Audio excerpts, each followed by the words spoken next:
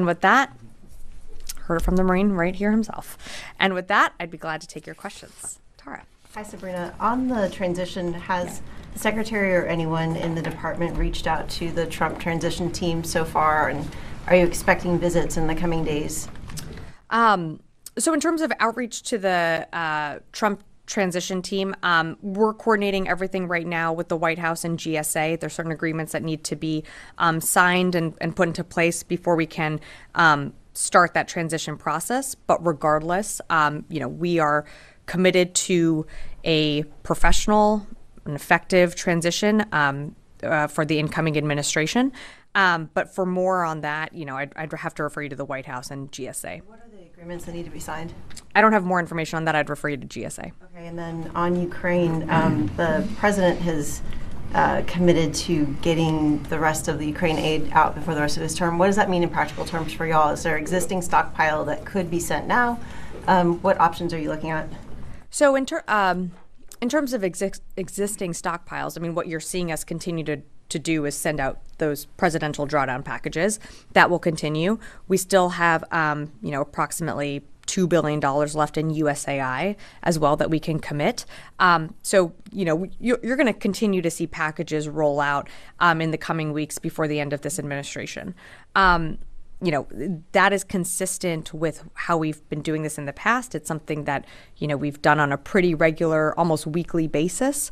But I'd remind you, it's not just the United States that's supporting Ukraine and that will continue to support Ukraine. Part of the UDCG, you have, over 50 countries. And on top of that, Ukraine has bicameral and bipartisan support in Congress. So there is an administration change that's going to happen in January, but support for Ukraine remains strong. Jen. So just to follow up on that, Sabrina, I had heard the number $9 billion in aid that would be rushed over there in the next coming months. And does that mean, but there was some concern that those weapons wouldn't arrive in time before January 20th. And so is it still possible for that to be reversed or stopped? How does this work? Can you explain? So in terms of, apologies, I'm not exactly sure where you're getting the $9 billion amount from, but I'm happy to walk you through some of the numbers that I have in front of me.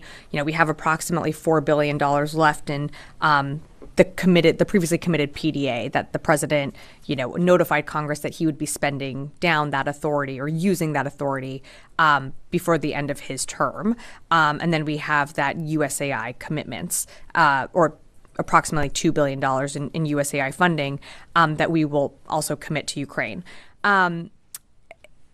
When it comes to presidential drawdown packages, some things can arrive within days and weeks. Some items in those packages take longer. It does matter on what's available on our stock or on our shelves. You're going to see us continue to draw that down, pretty frequently. Could there be things that go out beyond January 20th? I can't say for certain right now, but we're committed to drawing down those PDAs. The USAI contracts, those could go for longer. But again, those are, commitments and contracts that this administration has signed. So we would expect those to be upheld. And back in January, the Inspector General had found that $1 billion worth of aid, military aid, had not been accounted for.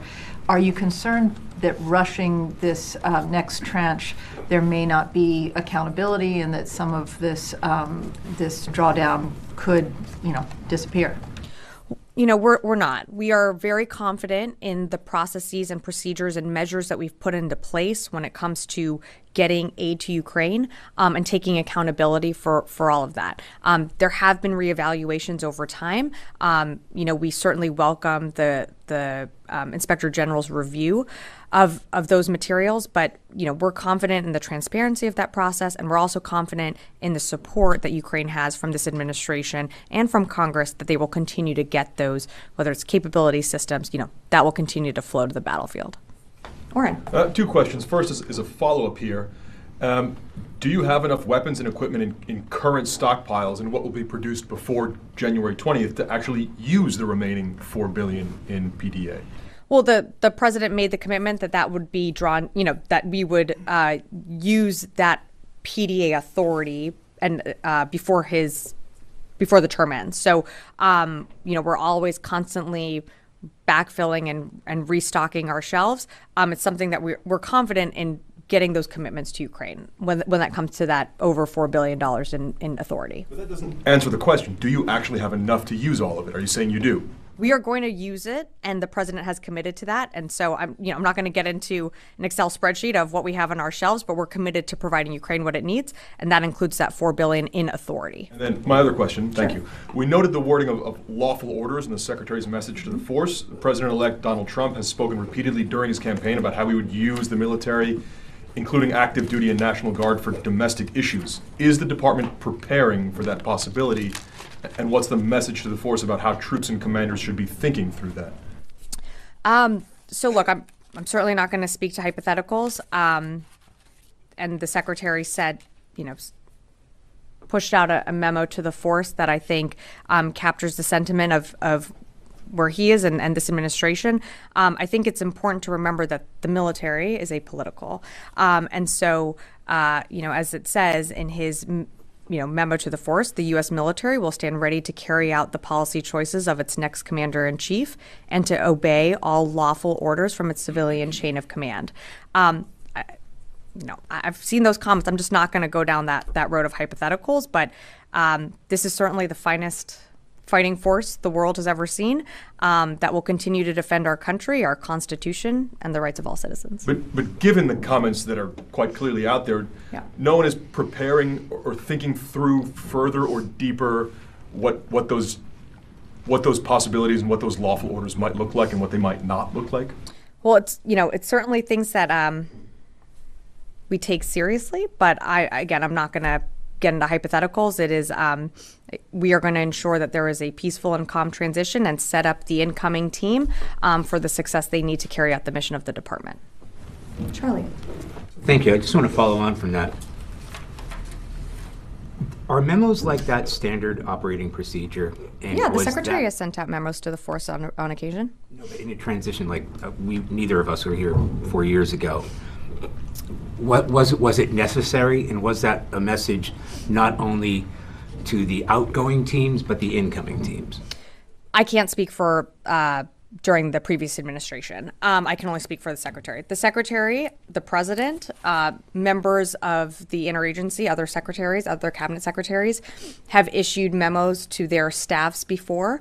It is not unprecedented. We've done that, whether it be with an election or, another major event. You've seen the secretary issues memos to the force, including, some of his initiatives that he's rolled out, whether it's, in the bucket of taking care of our people. Those are things that go out to the force. So it's not unprecedented. This was a message that he wanted to clearly communicate to an apolitical military and one that is going to continue to serve the next commander-in-chief and other administrations down the road. In that brief message, he seemed to be addressing serious concerns. He was very specific. Which part? Well, Do you have more a lot of specifics? it. When he's talking about a lawful transformation and the military is going to stay apolitical, it seems like this is a message not for the people in this building and people who are wearing uniforms, but the people who will be running the show from January 21. Well, the message was addressed to the force, so it was a message for the force here and all around the world where our forces serve. I think the secretary also in his message to the force was conveying his deep appreciation for the military. He has served over 40 years in uniform. He understands deeply the contributions that the men and women in uniform provide every single day. He understands deeply the value that our civil servants provide every single day. I have had the amazing honor and privilege to work alongside some of these individuals.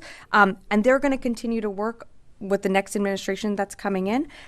This was a message about the incoming team and the transition of power. And we're going to make sure that, the Trump transition team, when they are ready to start that transition process, it is one that we are working with them on. Can I ask another Sure. unrelated question? Yeah. Regarding the plea deal with the 9/11 Sure. co-defendants, is the secretary ready to accept that judgment, or will he perhaps pursue it further? So we're reviewing the decision, but I don't have anything further at this time. Tom. Thanks, Sabrina. What does it say about the state of America today that you feel it necessary to repeatedly declare that the Pentagon will make a calm and orderly transition to the next Commander-in-Chief? It should be a given. It shouldn't be something you have to say from the podium. Look, Tom, it's something that we felt the need to reiterate. I think you've seen in the past there have been transitions that haven't been seamless, that haven't gone, as peacefully. We are committed to ensuring a peaceful transition and ensuring that the incoming team has the building blocks and everything it needs to be successful. And so, that is a commitment that this administration made, and it's not just the secretary that you've heard make that commitment. It's the president and the vice president, and you've probably seen other cabinet secretaries make that as well. I think Charlie touched on this, but sure. The transition in 2020 from Trump to Biden, were there any specific issues that you can recall at that point? I wasn't here, so I can't speak to that. Janie. Thank you, Sabrina. 2 questions on Ukraine and the North Korean military. Ukraine President Zelensky said that the 12,000 North Korean troops would soon be deployed in battlefield. At the same time, he said that he knew the location of the North Korean military and that a preemptive strike was needed on the North Korean military camp before the North Korean military arrived for actual war. Does the U.S. agree to preemptive strikes against North Korean military?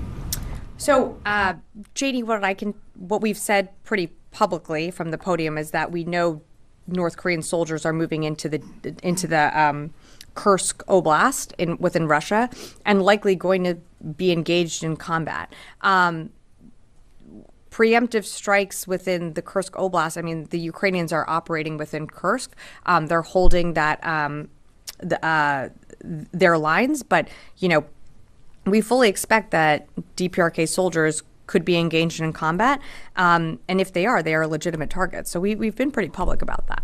The numbers reported by South Korea, United States, and Ukraine are not the same.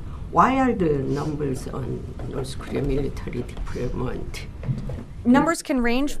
Yeah, numbers can range based on intel assessments and how we get data and collect data. And we certainly take what the Ukrainians or our ROC counterparts have provided, and we do our own assessments as well.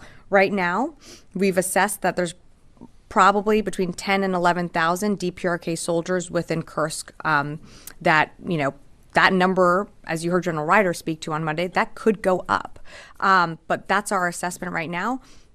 Intel is something that you interpret, so those numbers, can range, given interpretation, but that's our assessment right now. So we are so confused. You guys have shared with, at least shared information, intelligence information between our alliance in United States. Yeah, so Janie, what I would tell you is intelligence isn't always black and white. We do our best to distill it, and we do our best to disseminate it when we can and share what we know. We do it based on our assessments and what we feel comfortable with. So right now, what we feel comfortable with are the numbers I provided you. Should that change, we'll let you know. Aaron. Have you guys had any policy change? Are you discussing policy change with the long-range missiles in Ukraine? I don't have any policy changes to announce from here today. Planning to?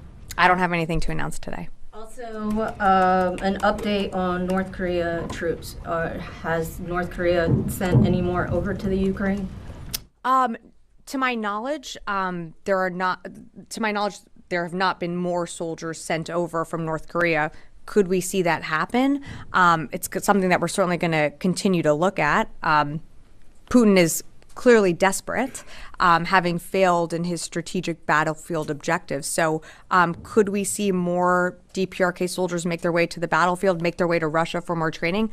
We certainly could, but I just don't have any more numbers to announce today on that. So what's the total number now that we're at? What I said to Janie was our assessment is that there are approximately between 10 and 11,000 DPRK soldiers within the Kursk Oblast. Yeah, I'll start. Thank you. In his speech this morning, President Biden pledged to use his time in office to full extent What exactly will the Pentagon do in the next 74 days to support Ukraine and make sure that every day here counts? Are you looking at making new capabilities, adjusting some policies, other things? So what are the plans? Well, we're always looking at the capabilities that Ukraine needs on the battlefield that Ukrainian fighters are going to be able to have an impact with and that are going to make the biggest difference. I don't have a set of new capabilities or new things that we're considering today, but every time we roll out a package or do another USAI commitment, it is an investment in Ukrainians who are fighting on the battlefield to be successful. In terms of what do we have to do over the next 74 days? I mean, there's still a lot of work, and just because that there is a new commander-in-chief coming in January doesn't mean that our work stops right now. We're going to continue to work every single day. You're going to see us continue to do briefings. You're going to see the secretary, travel. He'll likely have more travel in the coming month or months, and there's still a lot of work to be done. And every single day we have our military stationed all around the world engaging in various operations. We're going to continue to support Ukraine. We're going to continue to engage and work to find a way to de-escalate tensions in the Middle East. And of course, we're always keeping an eye on the Indo-Pacific. And with the transition, how are you going to make sure that the support for Ukraine continues in the future? Look, Ukraine has support within Congress on both sides of the aisle. I mean, Republicans and Democrats have made commitments in votes and in money to Ukraine. Look, there's an incoming team that is going to have to work with Congress, and there is support in Congress to continue supporting Ukraine. I have to remind you, though, it's not just the United States that's supporting Ukraine. The world is supporting Ukraine. And you've seen that with, the UDCGs that the Secretary convenes. You've seen, deep commitments from Indo-Pacific allies as well. So, I understand the focus being on the United States, but you have to remember that there is broad support for Ukraine just outside of the United States as well. Any plans to push for maybe new supplemental before the new administration? I don't have anything to announce on that. I'm going to go to the phones and I'll come back into the room here. Jeff Shogol, Task and Purpose. Thank you so much. You said that you've seen indications that North Korean troops may engage in combat in Kursk. Are you able to corroborate any reports that Ukrainians have already engaged North Korean troops in Kursk? Thanks, Jeff. I think I said also that they are likely to engage with Ukrainians, just given where they are in Kursk. I can't, corroborate those reports right now. It's something that we're looking into, but I have no doubt that, you will see DPRK soldiers that have moved into that Kursk Oblast start to engage or have already started to engage Ukrainians on the battlefield. Heather, USNI. Completely different train of thought here.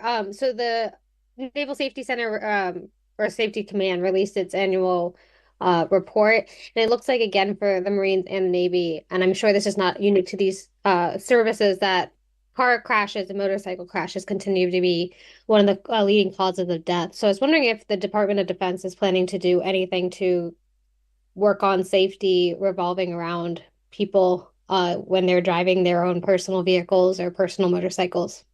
Heather, thanks so much for the question. I'm sorry, I haven't seen the report, so I'm happy to take that one. Constantine. Thanks. Just going back to Secretary Austin's memo. So, one of the things that we saw the last time the Trump administration came into office was, this notion of long-held norms being tested, in some cases pushed aside or broken.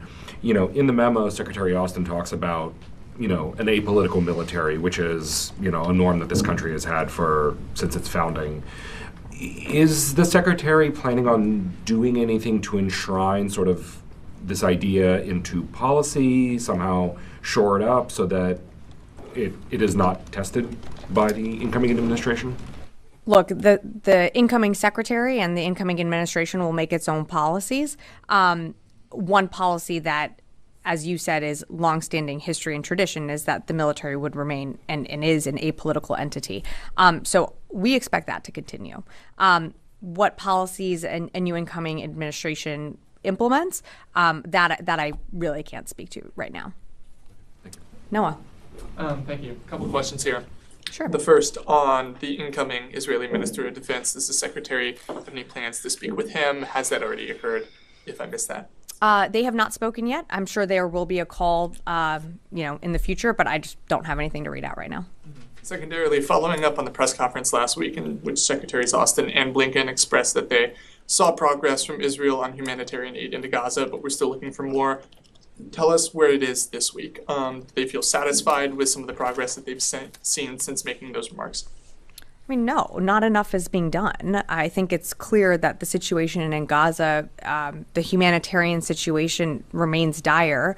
That's something that Secretary Austin spoke to Minister Gallant about, and Minister Gallant was very supportive of helping get that humanitarian aid into Gaza. Is there enough that's gotten in? No, more needs to get in, and more crossings need to be open. A few weeks ago, you might remember that I mentioned that we are seeing more move out of the Erez crossing. That is a good thing, but it's not enough. And so that's something that with the incoming Minister of Defense, I'm sure the Secretary will, when he speaks to him, will be emphasizing as well. Jared. Hi, Sabrina. I believe an IDF Major General. Correct me if I'm wrong, mentioned on Tuesday in a briefing with Israeli journalists that something to the effect of, and I'm paraphrasing, that the residents of parts of northern Gaza, there's no intention to allow them to return home. Did the Secretary, when he spoke to outgoing Minister Gallant, bring this up and reiterate the administration's opposition to permanent displacement of civilians in this conflict? That's something that, the Secretary has spoken about before, about, displacements of persons within Gaza. And, not just the humanitarian situation continuing to deteriorate, but also needing to ensure that, proper medical treatment, medical equipment can also get in to treat those civilians. It's something that they've spoken about before. I don't have more details to provide. We will have a readout, hopefully coming shortly to you, if not already in your inbox. But it's something that the Secretary has reiterated in the past. I saw those comments. We want to see people, ultimately, what we want to see is a ceasefire. We want to see the hostages return home. We want to see humanitarian aid get in. And of course, we want to see people be able to return to their homes wherever they might live, whether it be, in Gaza, on, the northern Israel border. We want to see people get back to where their lives are, of course. Do you see any evidence the Israeli military is preventing that at this time, or are there concerns within the administration that the Israeli military may not allow that? We haven't seen that. Again, it's something that we'll continue to engage with Israeli officials on. Of course, I think the biggest thing that the Secretary always is emphasizing, and not just the Secretary, but administration-wide, is the need for the ceasefire so we can get humanitarian aid in. That is and of course, securing the release of hostages. That is the most important thing that's top of mind for this administration. Okay, I'm going to have to leave it there. Thanks, everyone.